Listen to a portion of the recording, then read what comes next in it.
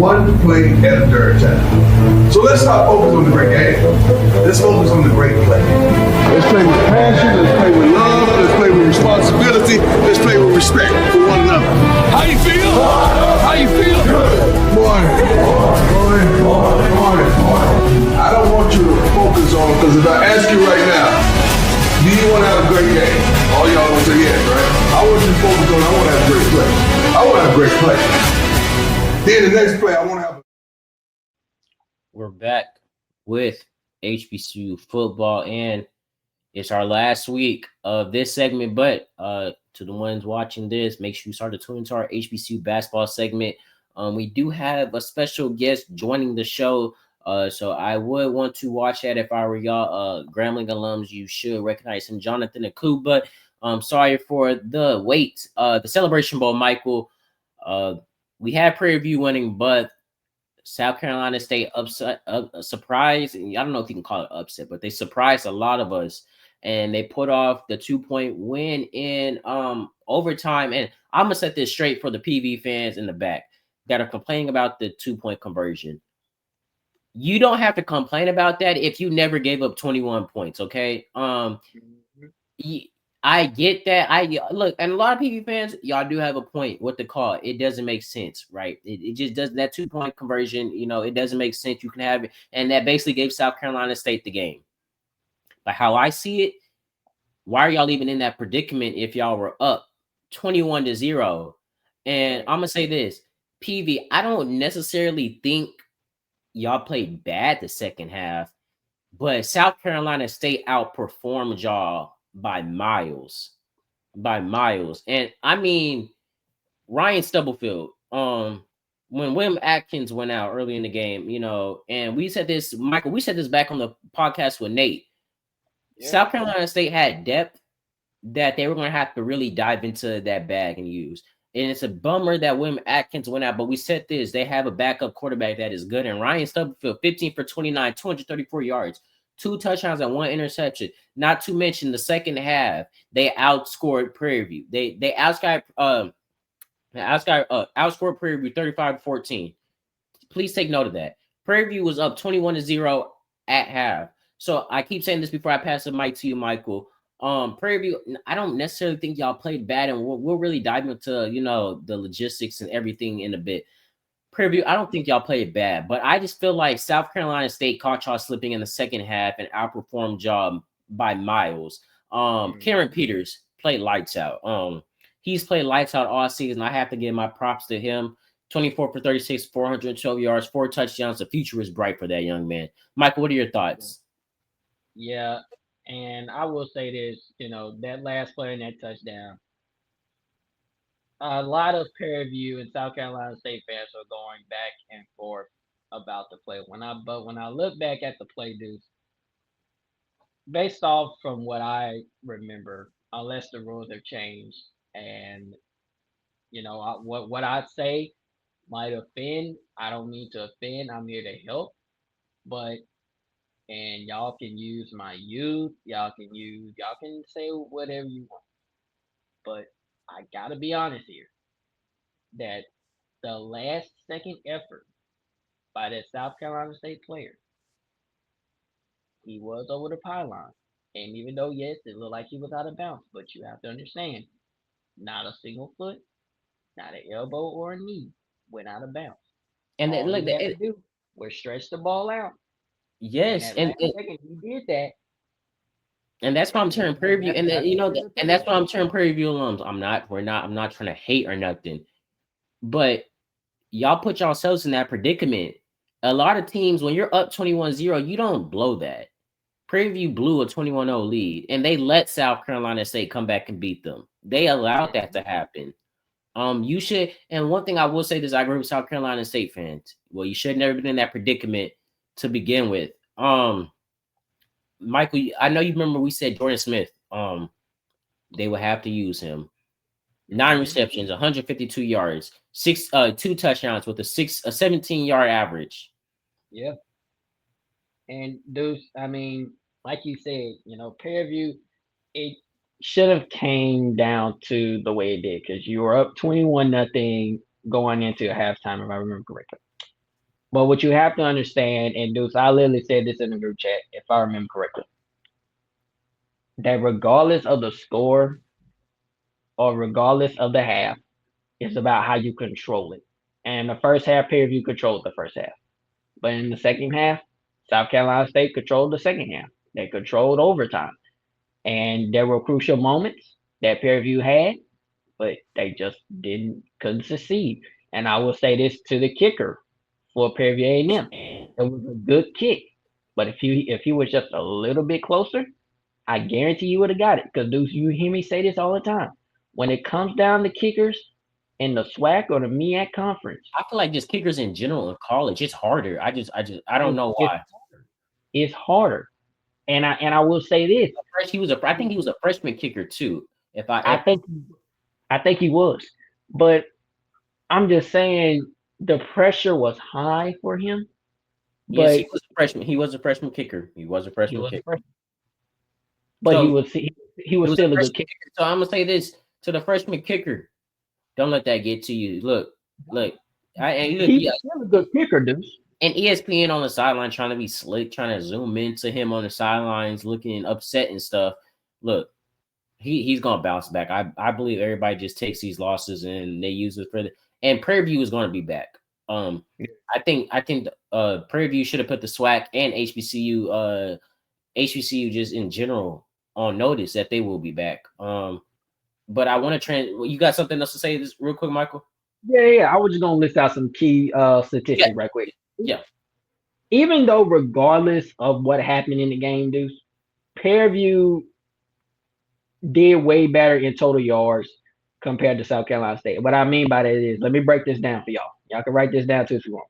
And if I'm wrong about it, let me know in the comments. I do apologize. But based off my knowledge and based off from the stats that I got, South Carolina State passing game was 279 and Fairview was 436. Rushing yards, South Carolina State 78, Fairview 55. But total yards, Fairview 491, basically almost 500. But 491 compared to South Carolina State, 357. Now, turnovers, South Carolina State, 1 interception, Fairview, 1 fumble. But time possession, I will say this, South Carolina State did outbattle Fairview A&M as far as time possession. South Carolina State time possession was 34 minutes and 15 seconds. Fairview A&M's time possession was 25:45. So if you look at the total yards, Fairview did better than South Carolina State. But if you look at time possession, South Carolina State did better at Fairview. So it was kind of like an even matchup. But like you just said, regardless of that, you should not be giving up 21 unanswered points. And I think based off my notes, South Carolina State, they came out with anger and frustration. And they were not going to go down lightly. And it's teams like South Carolina State, regardless of how many points, I can care less if you had 31 or nothing over them. MEAC teams like South Carolina State, you can't sleep on them. And I'm not saying that Fairview did, because I know a lot of Fairview fans are going to say, we didn't sleep on them. No, you didn't. But South Carolina State, they came out with a full ton of aggression. And it was a certain tone, it was a certain turning point in that game that got South Carolina State to that advantage. And that's something that you just don't do. But the MVPs for this game, dudes, and I'm going to make this real quick for the sake of time. MVPs, Ryan Stumblefield, quarterback from South Carolina State, and Bernier Scott, defensive back from South Carolina State, were named MVPs in this game. Like I said, if I mispronounce these players, forgive me. I'm going to be honest. I'm not good with names, but I will do better doing it. But like I said, those two guys, Ryan Stumblefield and Renee Scott, defensive back, South Carolina State, and quarterback of South Carolina State, were named MVPs. And they should have, because they balled at a high level. They set the tone for the rest of their teammates. And it was just electrifying. I would say this: the game was electrifying, regardless of the attendance. It was electrifying all And over. even regardless of attendance, Celebration Bowl broke records for viewership on national Yeah, TV. So it was. I feel like it's a loss that people are not attending, but it's a win that people are viewing. But we do, Michael, we were talking about this. There has to be just something for the Celebration Bowl. Like I said, maybe they move it back. Maybe they move it a week back to give, allow teams, allow alums and fans a time to, book tickets, because I mean Tickets. a week turnaround to book trips to Atlanta is a lot. Um we said this a lot. Jackson State fans thought they were going to be in the Celebration Bowl, and Prairie View fans didn't, to be honest. And a week's worth of notice to go to Atlanta is kind of a lot. I say Yeah. either move it back or move it like to like a like a more central location. Atlanta is a pretty good thing, but you got to think some schools just don't travel. I think somewhere Yeah. like Dallas, but that's just it's a lot. And to the people in Mhm. the comments saying that maybe HBCU should have their own mini playoffs, look, I wouldn't hurt that idea. I really wouldn't hurt that I get idea of HBCUs having their own little playoffs. But I mean, and then to the one saying why aren't HBCUs competing in the FCS playoffs? I feel like HBCUs just benefit more off the Celebration Bowl. Um, right. when you have to worry about in general, the whole HBCU community benefits than just I feel like in FCS playoffs, yes, it benefits, you get to compete for a national championship, but travel and all of that, and that all plays factors. But what I do want to talk about, Michael, I just said that PB was going to put a lot of people on notice next year for the Mhm. SWAC, but it's a lot going on with the SWAC right now. Andrew Body has recently just into the transfer portal, and I mean, look, he deserves it. His talent is just incredible. He deserves to play at a higher level. And I hate that we use HBCUs as like now we kind of use them like as like a little stepping stone. But hey, you use it to the best of your advantage, and that's what Andrew Body did. But what are your thoughts on this? Yeah. You know, I kind of hate this. One for Alabama State, but two for Andrew Bynum to have to go to another school or a bigger school, probably a bigger school, to get the more media attention that than he's getting in the HBCU level. And it kind of frustrates me because it's players like Andrew Body, as talented as they are, they should not have to transfer to a big school just to get a higher value in NFL draft prospects or media attention in general. That's exactly why we're doing this, Deuce. This is exactly why, because guys like Andrew Body should not have to leave Alabama State just to go to a bigger school. It's unnecessary. But at the same time, dudes, that's exactly why these HBCU schools, they're not getting the media attention. They're not getting the popular you know views than these bigger schools. And then these players, then when they go to the NFL draft, they don't 9 out of 10, they don't get drafted to about the fifth later on in the round. It should not take that. Back then, let me give you some history right quick. Back then, HBCU players were getting in the NFL draft a whole lot sooner because back then HBCUs were just as popular as big schools are. And that's the thing. I could go down the list. Doug Williams. He was drafted in the first round. If I don't if I'm not if I remember correctly. I could be wrong. I mean, Shaq Harris. I can go Michael, I think I can't never get his name. I think Michael Shanahan. I think Yeah, that's his name. Michael He Strahan. played, yeah. He played at HBCU. He was drafted. That's what I'm saying. Back then, HBCU players used to be drafted. Jerry Rice. Jerry Rice literally played for Mississippi Valley State. He got drafted to the NFL. What I'm saying here is that between back then and now, HBCU players are not getting the NFL product. If anything, these HBCU players have to play in like legacy bowls just to get the NFL draft media attention. And then, like I said, if they get the NFL media draft attention, they don't get drafted to about the fifth, sixth, seventh, maybe in the fourth round. But what I'm saying is that HBCU players, as talented like Andrew Body is, they need to be drafted in the first, second, or third round because I feel like it's not fair to them.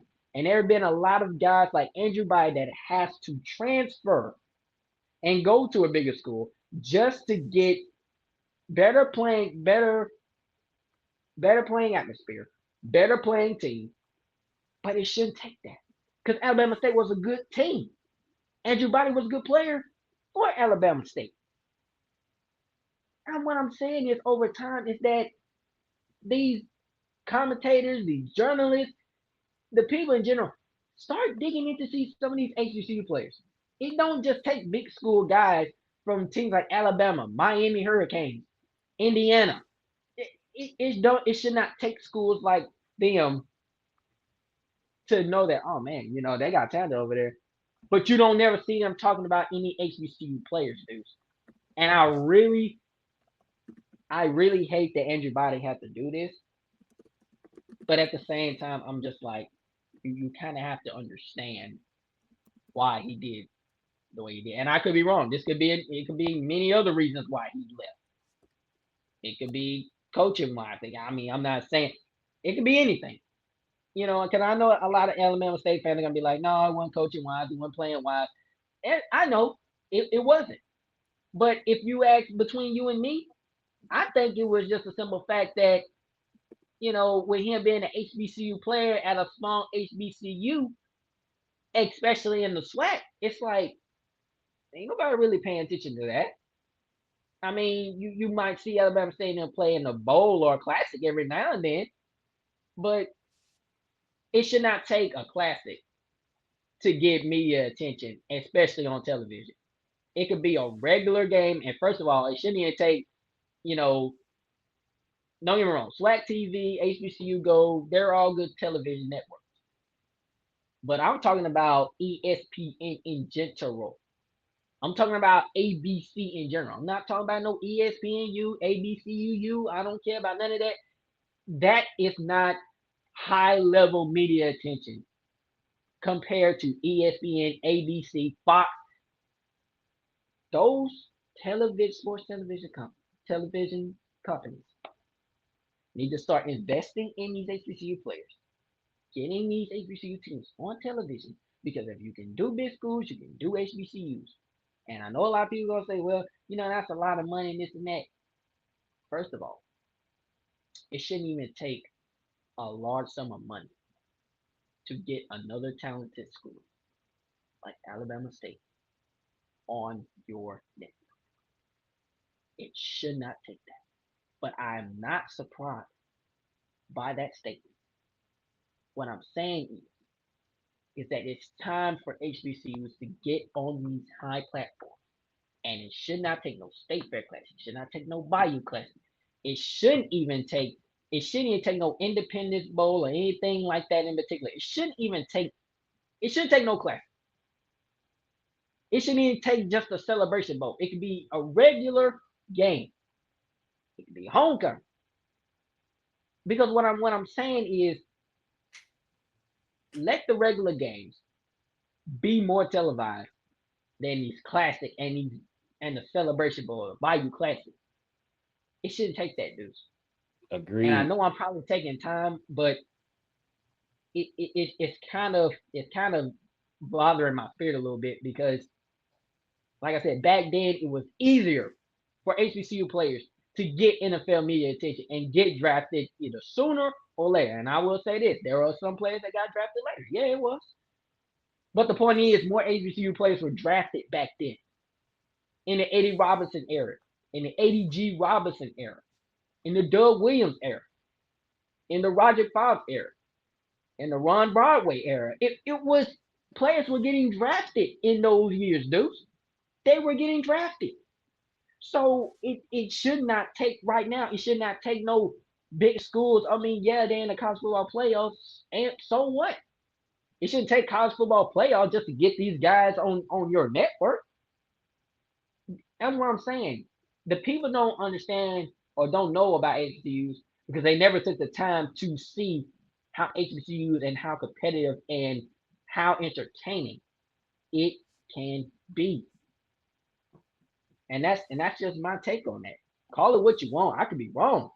I don't care. But I hope I'm making sense here.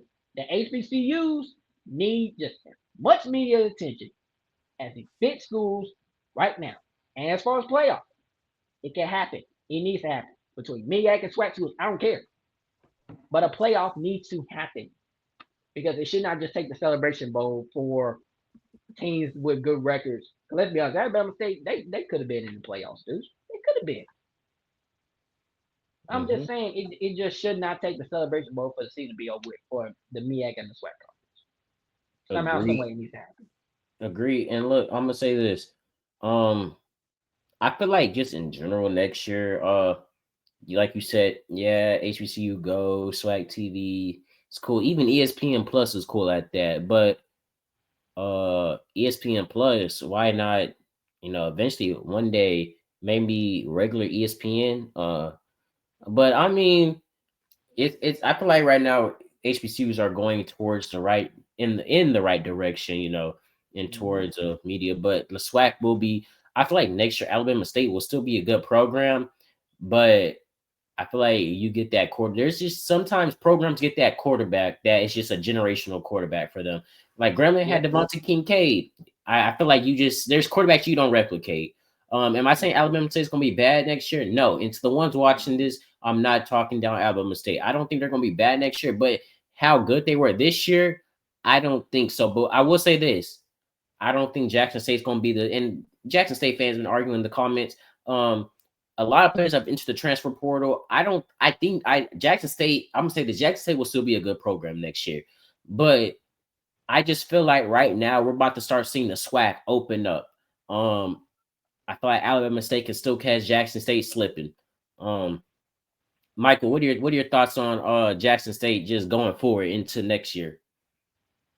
dude. So I'm gonna say this: regardless of Jackson State losing players, Jackson State can still recruit at a high level. And I As long will as they say have this: TC Taylor, and as long as they have yeah, TC Taylor, who right, brings who his name alone will bring in players. He's a good exactly. coach. He He's teaches well, the game. yeah, he's well known in the state of Mississippi, and he's well known around the country. So make no mistake, like I said in the last pod with I think it was with Nate. Jackson State was recruiting before, and they're recruiting after the Celebration Bowl. So I am surprised that some players left Jackson State, but at the same time, I kind of understand. These some of these players they want more playing time, and that's just the way it is. I mean, that's normally the main reason. That's normally the main reason why a lot of players, not just in Jackson State in general, but many other schools, Grambling, Southern, a lot of those players, transfer, for better playing time, NIL money, because NIL is a thing now. So it's those two things, better playing environment, and NIL is what's kind of making these players want to go to a bigger school and compete at a high level and get more media attention, image, and all that in particular. But I think Jackson State, in my opinion, I think Jackson State can still be that team, and they still are. Because like I said, even to this day, they're still recruiting, Yeah, and even though I, they're losing, but they're adding. they're going to. Yeah, It, Mike. it, But I'm gonna say this one thing about Jackson State. I just feel like now with the current landscape of the SWAC, I feel like you got to worry about you don't have to worry about Prairie View. Just I'm gonna say this. Uh, Aside from division, SWAC in general, you got to worry about Prairie View because Prairie View is going to return to dominance. They're going to recruit well. Tremaine Jackson has done an incredible job over there. yeah, Southern University, and although we still have our question marks around Marshall Falk, if everything on pen and paper goes according to plan, because we've seen that he's starting to bring his staff over, he's starting to recruit some players, and I know Michael, you've been showing me the players that he's been bringing over, some of the staff he's been bringing over. If everything goes according to paper, you have to worry about Southern. If Yeah. Grambling continues to improve how they did, if Grambling continues to improve how they did under Mickey Joseph this season, we'll talk about Mickey Joseph in a bit. Grambling is poised for success again going into 2026. They are. You have to worry about. I would say this: Texas Southern, Alcorn are two other teams I would not sleep on. We know we talked with the Marion, we talked with Trenton. They both have said how these two programs going forward are going towards the right building, right stepping stone. These two teams finished over Grambling in the standings at that, Right. and who finished off the season on strong notes. So you have to worry about that. And then on the west side, you have to worry about, I say this, FAMU is going to FAMU is a good program. They didn't go to the Celebration Bowl a few years ago for no reason. They will FAMU will be back. Bethune Cookman, another program who just started catching traction this year, getting their foot wet and getting their feet set in the SWAC. Bethune-Cookman. And then also you just gotta say Alabama State. So I feel like next year you're gonna see more SWAC teams starting to play. We got a lot of flashes from these teams later in the season. But what I want to talk about is Mickey Joseph. Michael, we've had our opinions on it all season. You know, at first we were saying Mickey Joseph has to go. Then we said on his little winning streak, look, he's boy, he can stay. He's had a B- season. But look, we said this on our last podcast with Nate. Mickey Joseph had to win the Bayou Classic, and he just didn't do that. And we said maybe it was time for him to go. And if he didn't go, maybe he stays on the staff as offensive coordinator. But we're seeing that our athletic director wants to keep him around as the head coach going into a 2026 season. But Mike, what are your thoughts on this? Yeah, dudes. I'm gonna say this. I specifically said that between the athletic director Travion Scott and Mickey Joseph, there is a connection and there is a sense of trust between those two. And that's really going to determine whether he stays or whether he goes. And I specifically said that 9 out of 10, he's probably going to be rehired. Do I think he should? I don't. At this point, I don't think he should. But I'm not surprised by the hire. I would like to know the reason, but what you have to understand is, I think the reason for Mickey Joseph staying was the simple fact, and I wrote this down, and I have resources to back this up, but he secured Grambling State's first winning season in years, basically in 2019, for example. Achieving success with young fourth string quarterback and freshman heavy team. He did a whole lot better this season. And a lot of people have been saying that he should stay because a process is happening and it's only going to get better from that. I have to admit, I agree. But I will say this, the results, like I said, with the Bayou Classic and Homecoming and the State Fair Classic, I'm kind of surprised they even gave him another shot because this is kind of the same thing with Hugh Jackson. He had 2 seasons to do what he needed to do, and he did not do it. He lost the Bayou Classic twice. He, if I remember correctly, he lost the State Fair Classic twice. So, but if you think about it, there is history with Travion Scott and Mickey Joseph. Because if you remember correctly, Mickey Joseph was the wide receiver coach for Grambling in 2016 and I believe 17, if I remember correctly. Travion Scott was there. He was the athletic director at the time. So, like I said, there was a discussion. According to Facebook, there was a discussion being talked about with the two. And Deuce, I even said this. There is a discussion. After that, I think he's probably gonna be rehired. He's probably gonna be rehired. And make no mistake, he was. So at this point, I'm just like, okay. That's basically all I can really tell you. 2 words, you know, two letters, 1 word. Okay. I mean that's That's really all I can say about that. I mean, there's really no other way. I mean, I could say this. Program building supporters believe that he's building something special and deserves patience. Highlights his success in turning the program around. That is true. That is true. He is doing something at a higher level, but I'm kind of surprised of the patience that Grambling is giving him because this is kind of the same thing we've been getting with Hugh Jackson. The only thing is, Hugh Jackson didn't bring Grambling to their first win this season. I think that's what the turning point was, dude, of him getting Grambling to their first win this season in 2019. And I guess they felt like there was something there. Okay. And I guess, Travion Scott asked him, "Can you build upon this?" I said, "I got recruits coming." And I will say this, he does have recruits coming because according to people, Grambling has been recruiting some Yeah, dogs. and But I'm I will say this, Grambling needs to be going after this transfer portal. They and have to because there's a lot of good players in that transfer portal that you can take. and I'm gonna say this because we got to wrap it up soon. The way Jackson State succeeds is if you look at it, they go into that transfer portal. They recruit out that transfer portal. They get former P4, G5 players and put them on their squad, and you see how they dominate.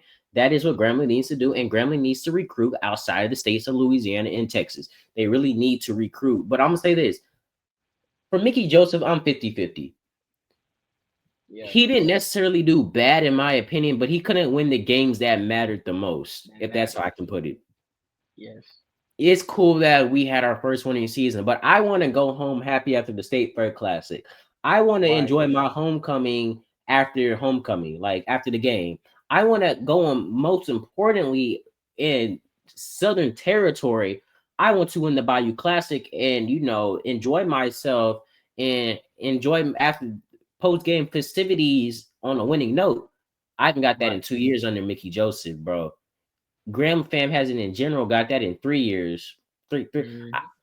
4 Graham. I just like not even under Mickey Joseph, but just in general, Graham fam hasn't won these big games when it mattered most. Like yeah, last year Mickey Joseph won homecoming, but this year you didn't win homecoming, State Fair Classic, and Bayou Classic.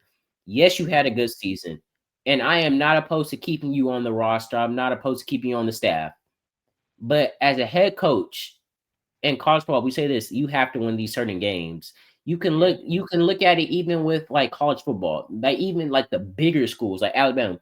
These rivalry games matter, and if you're losing these games, these big games every year, what does that mean? And so, Hmm. am I saying this? Do I think Mickey Joseph played bad, had a bad season? No, but I feel like it goes to waste because you didn't win these important games, the one that matters. Me Yeah. personally, I had a feeling he was gonna come back. Um, I'm not opposed to him coming back, but I would just had him like as an offensive coordinator where I feel like he strives better in that position. That's another thing that he needs to do. He needs to go after offensive coordinator. It's just Yeah, it's just that he plain just and simple. he does not need to be doing. He can't. I don't think he can do both. If you're going to in 20, he cannot be doing both like he was this season. What I Southern according to Instagram, according to Facebook, Southern's offensive coordinator has not been official. Now I thought it was official by the post that Southern made, but I guess not. I really don't know. But what I can tell you is that apparently there was another offensive coordinator that Southern was gonna go with. I really don't really know about that. But Gremlin needs to be going after a offensive coordinator, and it needs to be someone that is well known.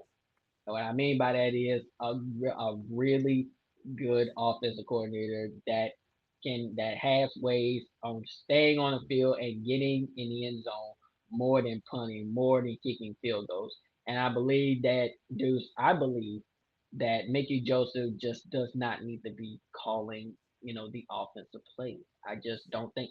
I think he should just stick with to what he was doing and as being a head coach because just because you're a head coach, that does not mean that you're good at coaching the defense. That does not mean you're good at coaching the offense. It's not. It's just. It's not that simple because you can be a head coach and be a terrible offensive coordinator calling plays. You can be a terrible defensive coach at calling defensive plays. It's really there's no right or wrong scenario, but it's coaches like Mickey Joseph. It just needs to stick to teaching his players than trying to control something that he's just not fit for. And I get it. You want to test yourself. You want to see what you can get. Dudes, he wasn't terrible. I've seen worse. But He did. Look, I I'm just saying this. don't think He did better than needs to be he's done in better that than Hugh position. Jackson. He's done better than Hugh Jackson did in his tenure. Yeah.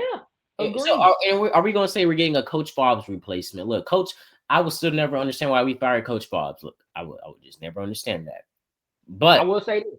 Grambling was gonna get what was his name? I think his name was Arthur Biles. I think it was a white guy who was going to be an offensive coordinator for Grambling, but it was something with a sexual assault situation that kind of prevented him from getting the Grambling offensive coordinator job. But he was an offensive mind. Not saying it would have changed anything, but he was a good addition, and a lot of people were approving that. But it was just that history that he had that kind of put him in the position. He's still coaching now at another school, but I just really wish Grambling, regardless of that, sexual assault situation, I understand you have to protect your players, but you can't just. I think Grambling should have took a chance on him anyway because we all have a bad history. I'm not even gonna sit here and talk like I got a good history, like I got it all made and figured out because I don't. What I'm saying is that we all got history, but that should not determine what God got planned for us. Because I will say that because, like I said, I will tell you straight up front, my past wasn't wasn't what I am right now. I'm going to tell you that now, and this ain't even for popularity. This ain't even for I'm just going to tell y'all now. I wasn't the best person before I came on here. Before I started this Michael Sports Talk industry. Before I even got on inside the locker room, I was in and out of situations. But as you can see where I'm at now, that just tells you that regardless of your past, God can still put you in things that no one can take you out of. And I just think Grambling should have took that chance on Arthur Biles. But shout out and prayers to him. But Deuce, I will say this, and I'm gonna leave it here. The recruiting and the continuity, the ongoing contract talks and commitment to his return help maintain a continuity in recruiting and staffing, which is critical for building a lasting program like Grambling. Because there's no mistake, Grambling is one of the top programs in the SWAC. So guys like Mickey Joseph, you got to bring in the right staff. You got to bring in the right players. That's why I said, not saying the transfer portal is going to change anything, but sometimes you kind of have to readjust your off-season strategies. You have to do new things that you don't do. And he likes to go and get high school players. There's nothing wrong with that. Continue to do that. But at the same time, go after these talented, available transfer portal players. Because it was guys like, remember, Devontae Kincaid, he played at Ole Miss. He was well known in the Ole Miss program. He came to Grambling, saw what he did. I mean, there were many other transfers that came to Grambling and just made a big impact. A lot of transfers came to Jackson State, even though Jackson State was recruiting good high school players. The talent was there. So it's things like that you just have to really dig deep on. And if I'm Mickey Joseph, you got the contract extension. So now it's like, what do you need to do? I tell you what you need to do. You need to get aggressive in this recruiting this offseason, starting now, and going after getting these players. It could be in state, it could be out of state. You don't even have to be in the state of Louisiana. It needs to be somewhere. You need to be going out here and getting these players. Because make no mistake, if Southern first season goes away, it's going to with Marshall Falk and the staff that he brought in. mm-hmm. The competitive level is high now. The Bayou Classic is more competitive now. I agree. You had the opportunity to beat Southern at their weakest. You choked. So And now it's not going to be simple. And look, I'm gonna say this before we close off. I think if anybody knows this, if Grambling doesn't get it done next year against Southern, Mickey Joseph, I think he has to go. But I mean, we are on a time schedule. And look, I'm saying this. Thank you for tuning in all year to HBCU football. But I mean, look, it's only so much we can do with the season being over, but we have to transition into HBCU hoops. But we will make sure to kind of, give little updates as the weeks go on about the HBCU football, about the transfer portal and little off-season news at the end of our HBCU hoops. So to the ones watching this, make sure you tune into our HBCU basketball content. We had that up and rolling. Also, we have inside the locker room content up and rolling. Michael, you had a short go out with the Saints. I know that's been doing pretty well. I had a short go out talking about the Cleveland Browns and the Chicago Browns. So make sure you tune into that. And tomorrow on Monday we will be having an episode drop. So make sure y'all tune, like, comment, subscribe, and share. The ones that watch HBCU content, I tell this Mike all the time, they're the ones that get us. They're the ones that help our subscribers go up. So just continue to do what y'all are doing. It's working magic. Our goal on this is 500, and our goal on our HBCU basketball video is 1,000. I know that's big, but we can get that. We've done it before. We can do Yeah. it. But like I said, as always, thank you for watching. I have to go catch this Ravens Patriots game. But as always, like, comment, subscribe, and share. And thank you for watching. And have a good day. Grace and peace.